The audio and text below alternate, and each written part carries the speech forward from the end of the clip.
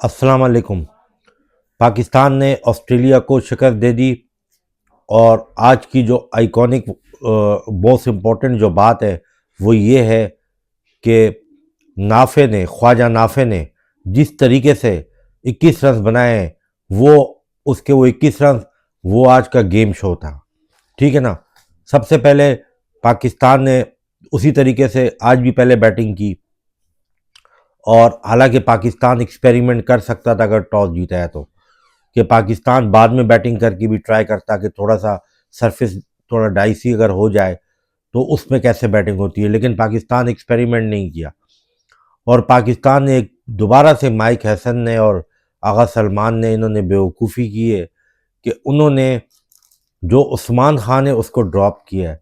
उस्मान खान पिछले मैच में 50 बना चुका था, उसको आप टीम में जो है रखते और आपने जो है ओपनिंग में और उसको आप टीम में रखते और फ़हीम अशरफ जिसका मैंने कहा है क्या काम है इस T20 स्क्वाड में, इसकी तो 11 में वर्ल्ड कप में कहीं भी जगह नहीं बनती, उसको आप बाहर करते और फिर पता चल जाता जब ये और नाफे साथ खेलते कि इनमें उस सिचुएशन में कौन कमिटेबल है।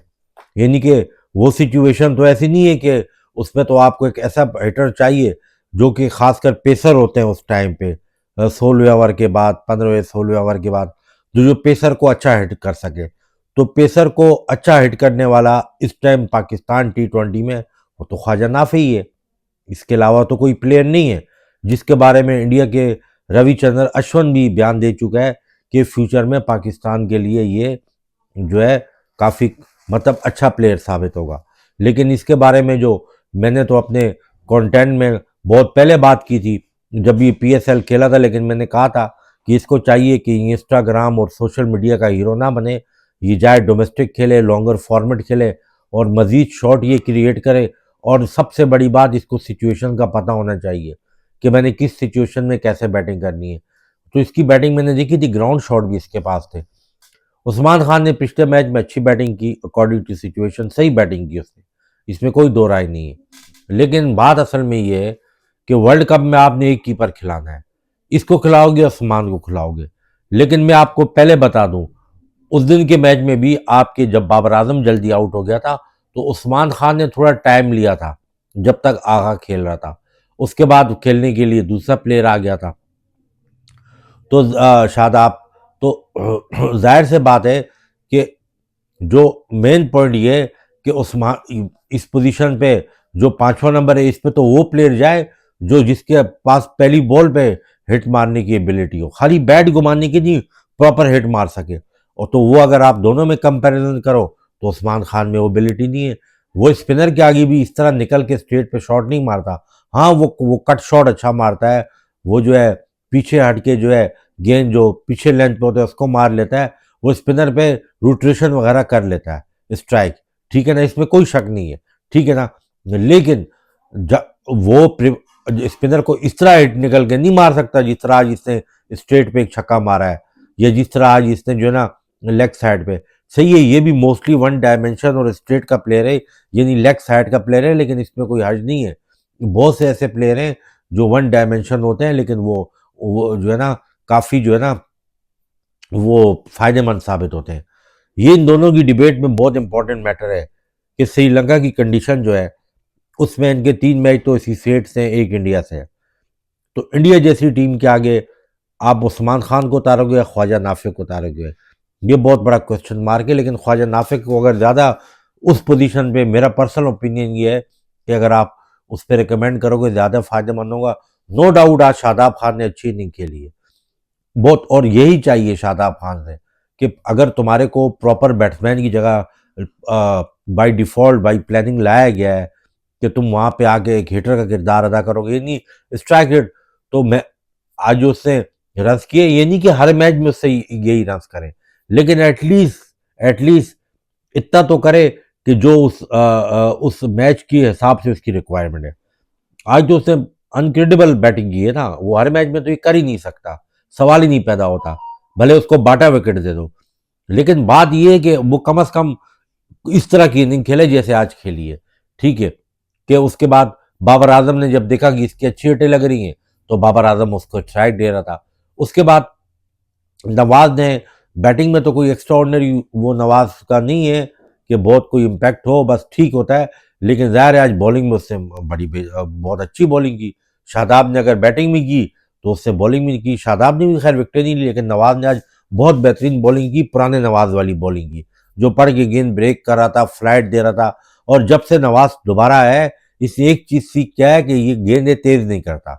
जब ये गेंदें तेज करता था तो उसकी वजह से इसको टर्न और ब्रेक नहीं मिलता था टर्निंग ट्रैक पे भी, और इसको रस पड़ते थे। और जो शादाब खान ने कोई चीज़ बेहतर की है, उससे फुल लेंथ बॉल करने की कोशिश की है। जब ये आउट ऑफ ऑर्डर था ना, तो ये मिडिल स्टंप पे गेंदे करता था। 23 के वर्ल्ड कप में भी इसने की है, उसके बाद भी T20 वर्ल्ड कप में भी की है। ये गेंदे जो है ना बीच में करता था, यानी कि सही लाइन तो लेंथ पे बॉलिंग नहीं करता था। और उसके बाद पाकिस्तान की बॉलिंग में तो परफॉर्मेंस बहुत अच्छी रही है। ठीक है, शाहीन आफरीदी ने आज जैसे मिचेल मार्श को आउट किया।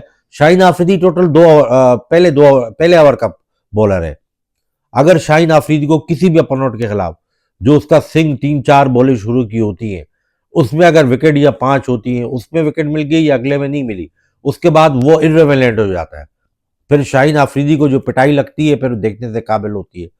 नसीम शाह ने विकेट नहीं ली।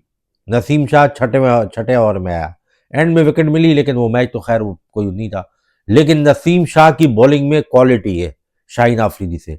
आउट स्विंग करता है, स्लोअर रन करता है, यॉर्कर करता है। शाहीन आफरीदी ने भले 2 विकेटें ले ली, ठीक है, एक तो वो बैट्समैन समझ लो खुद ही आउट हो गया। उसने तो इस सरफे वो तो ऑस्ट्रेलिया समझ के खेल रहा था, तो वो तो रन से था। ये जो ऑस्ट्रेलिया समझ के जो है ना वो पिचे नहीं थी। आगा सलमान आउट हो गया, कोई मसला नहीं। मोस्ट इंपॉर्टेंट बात मैं आगा सलमान के बारे में करना जा रहा हूं आपको।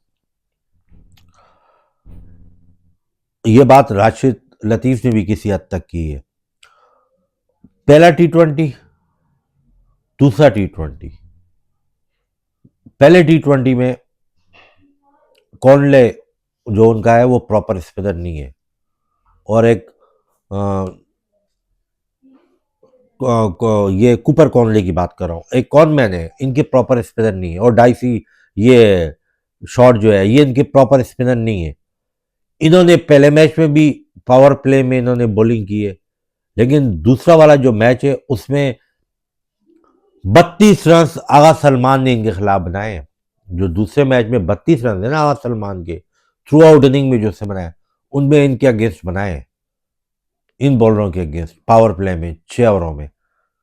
तो मेरा पॉइंट ये है कि आगा सलमान ने अगर इन्वॉल्व ये मतलब वो इस तरह वो उसने सोच के आया कि मैं खेलूंगा चाहे मैं 0 पे भी आउट हो जाऊं, तो ठीक है, फिर वो खेले, इससे पीछे ना हटे।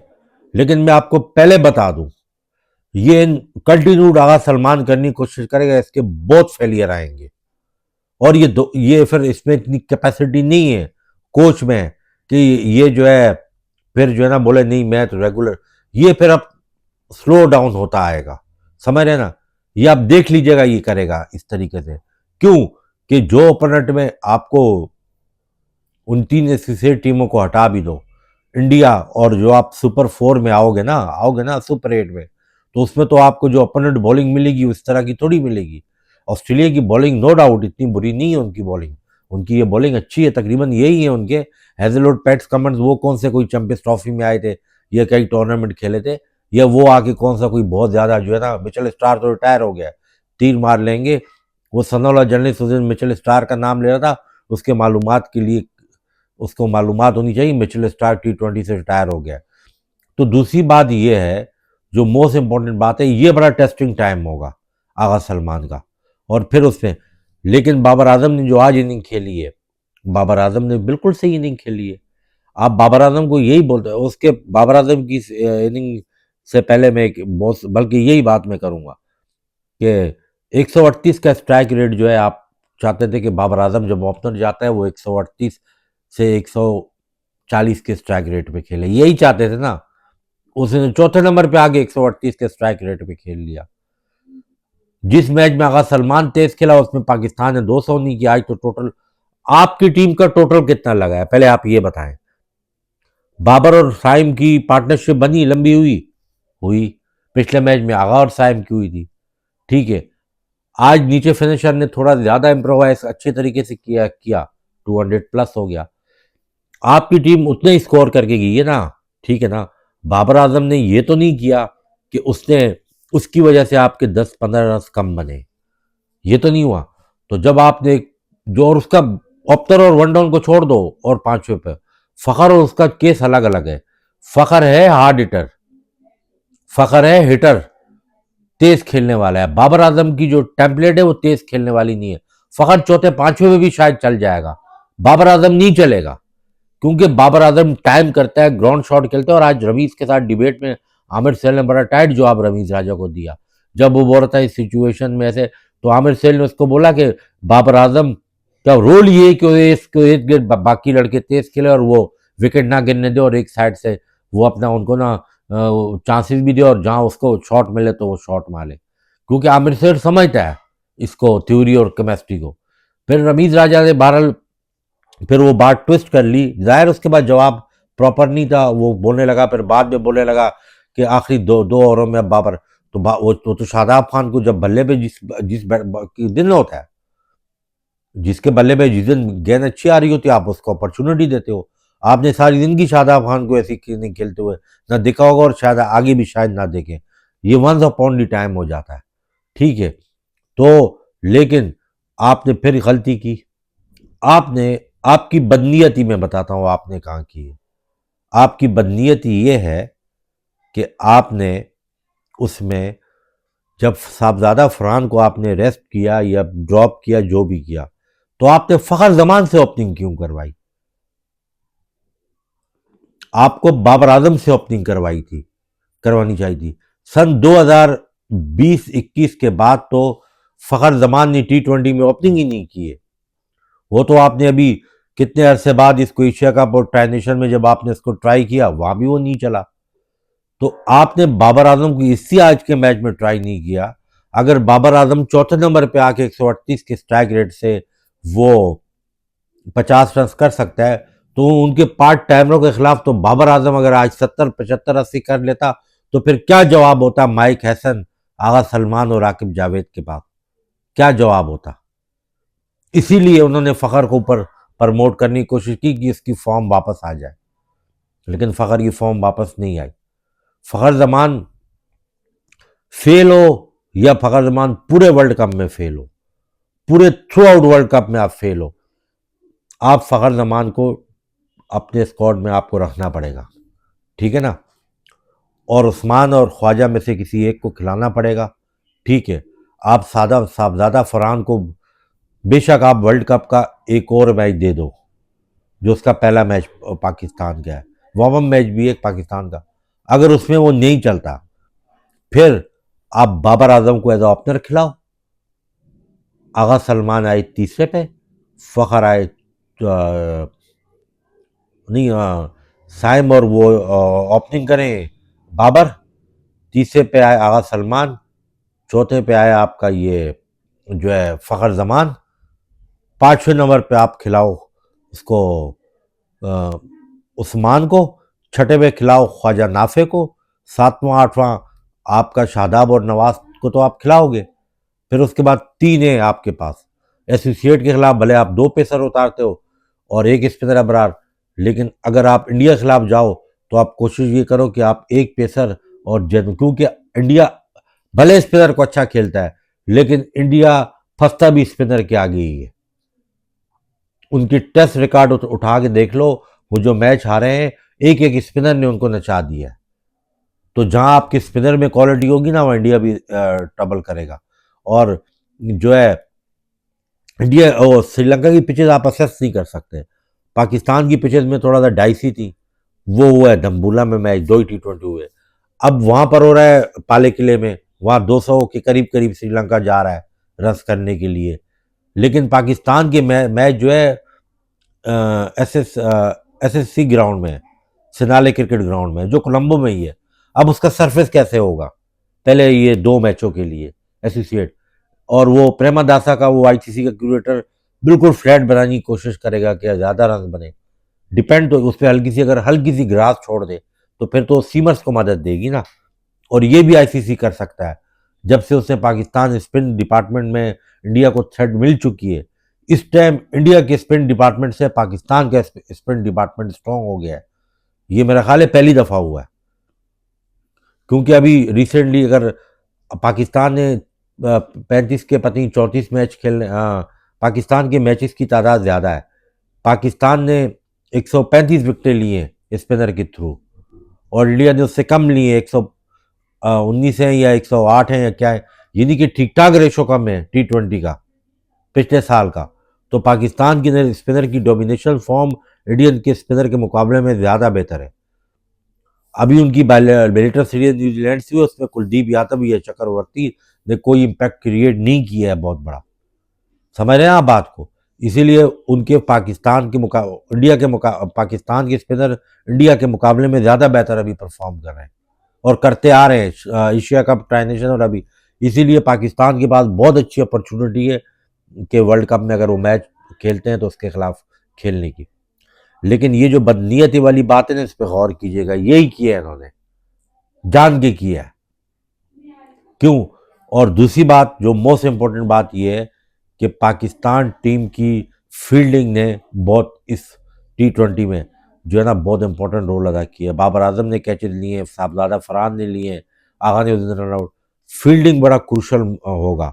और आज ख्वाजा नाफे ने जो स्टम्प किया है उसकी कीपिंग भी बुरी नहीं है, क्योंकि कीपिंग स्पिनर के आगे करना जो है ना, उसके पास एक खास क्वालिटी अगर आपने ऑब्जर्व किया, उसका बैट स्पीड बहुत तेज है। उस्मान खान की बैट स्पीड नहीं है। वो पाकिस्तान के जितने भी T20 के भी प्लेयर है ना, और मैं आपको चैलेंज करके बोलता हूँ, माइक हैसन ने जितना काम ट्राई नेशन और एशिया कप में उसने शाम अयूब पे किया है, यहाँ लाहौर में, और यहाँ 2-2 3-3 घंटे के नेट सेशन किए, इतना तुम इस पे नाफे पे करो, ये तुम्हें इससे और ज़्यादा बेहतरीन प्लेयर बन के बताएगा। तुम नेट पे इसको बताओ, वो करो, क्या बोलते हैं उसको जो है ना, ज़्यादा वो जो है ना, उसको तुम इसको वो करने की कोशिश करो कि इसके खेल में और निखार है। लेकिन इसका जो इसके छोड़ दो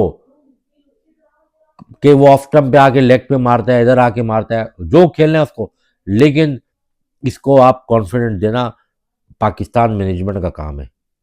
ये नहीं हसन नवाज की तरह या अब्दुल समद की तरह खाली घुमा के ले आओ। ये उस्मान आज पता चल जाता ना, उस्मान खान अच्छा है, बुरा नहीं है, लेकिन ये बात मेक श्योर कर लो, उस्मान खान टाइम लेके रन करता है। उस्मान खान 25-30 इसका प्लेयर है, 20 रन, और उसका स्ट्राइक रेट भी एक्स्ट्राऑर्डिनरी ज़्यादा नहीं होगा। लेकिन अगर आपको नीचे एक फायर पावर में ऐसा प्लेयर चाहिए जो बहुत तेज़ी से रन करे और किसी भी बॉलिंग के आगे करे, तो उसमें एबिलिटी है। अब इसको सिचुएशन का नहीं पता ना, उसमें ये उसको उनका जो है कॉनमैन है, उसको ये छक्का मार चुका था। बाबर आजम भी इसको समझा रहा होगा। अब नेक्स्ट पे अगर हल्का सा ही ड्राइव करता 22 रन हो जाते। उसके बाद तो स्पिनर आए थे उनके, डार्विश आया था, ग्रीन, उसके बाद तो इसके बाद बड़ा ऑप्शन था, तो आहिस्ता आहिस्ता एक्सपीरियंस भी आ जाएगा, तजुर्बा भी आ जाएगा। बहरहाल नेक्स्ट कंटेंट पे फिर किसी और टॉपिक पे बात करेंगे।